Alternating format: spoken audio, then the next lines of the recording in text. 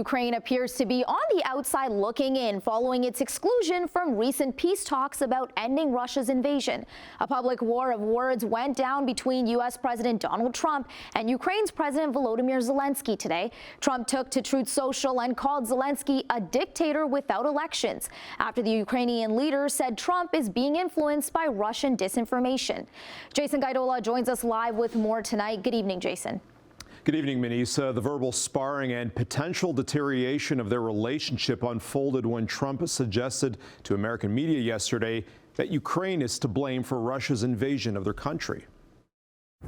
I heard, oh, well, we weren't invited. Well, you've been there for 3 years. You should have ended it 3 years. You should have never started it. You could have made a deal. U.S. President Donald Trump once again shifted the blame towards Ukraine for Russia's invasion of their country after peace talks were held in Saudi Arabia yesterday without Ukrainian officials. When they want a seat at the table, you could say the people have to, wouldn't the people of Ukraine have to say, like, you know, it's been a long time since we've had an election. That's not a Russia thing. That's something coming from me and coming from many other countries also. Relations between Trump and Ukrainian President Vlodoymyr Zelenskyy appear to be deteriorating rapidly following Trump's comments that brushed aside Ukraine's involvement regarding the war started by Russia. The escalating back and forth continued, with Trump calling for elections in Ukraine and claiming Zelenskyy's approval rating has dropped. I believe the United States helped Putin get out of many years of isolation. Unfortunately, President Trump, I have great respect for him as a leader of a nation that we have great respect for, the American people who always support us. Unfortunately, he lives in this disinformation space. Trump then fired back again, this time on Truth Social, calling Zelenskyy a dictator without elections. Zelenskyy better move fast, or he's not going to have a country left. Происходить при участии и России, и Украины. Никто Украину из этого процесса не исключает. Russian President Vladimir Putin dismisses concerns about excluding Ukrainian diplomats yesterday, saying it was only done to increase trust between the Kremlin and the White House. But quite frankly, European help has been little to none. Without the U.S., Russia would be in Ukraine. It would be part of that. So, looking at it, I'm an optimist. Trump wants to end the fighting.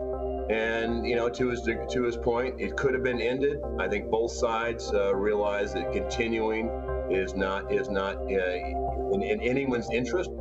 Kyiv believes terms of a potential peace deal are too favorable to Moscow. Security concerns also held by other Western allies. That is why Canada and our allies are unequivocal on standing up against Vladimir Putin's illegal, immoral, unjust violations of the international order. Prime Minister Justin Trudeau says he's meeting with European partners today. Meanwhile,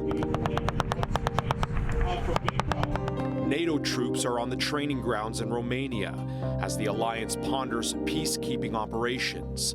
Also today, the UK military sent its defense minister and personnel to Norway, right near the Russian border.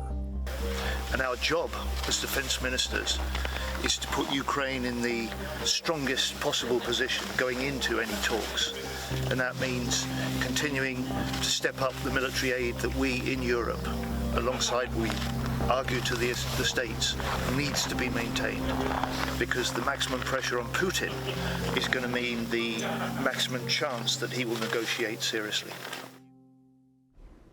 Former U.S. Vice President Mike Pence pushed back on his one-time boss's comments about Ukraine today. In an Exxon post, Pence said Ukraine did not start this war and that Russia launched an unprovoked and brutal invasion.